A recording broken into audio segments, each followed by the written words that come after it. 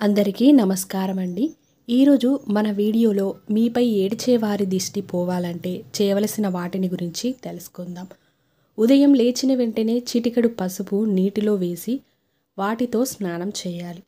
నిద్రించే సమయంలో దిండు కింద 3 నిమ్మకాయలను ఉంచి ఉదయం వాటిని బయటపడేస్తే దిష్టి అనేది పూర్తిగా పోతుంది. నల్లని తాడును చేతికి లేదా కాలికి కట్టుకొని బయటకు వెళ్తే ఘోరమైన నరదిష్టి కూడా మన దరి చేరదు. ఒక తెల్లటి కాగితంపై శ్రీరామ అనే నామాన్ని 108 సార్లు రాసి ఆ కాగితాన్ని తలదిండు కింద పెట్టి నిద్రిస్తే నరదిష్టి పోతుంది.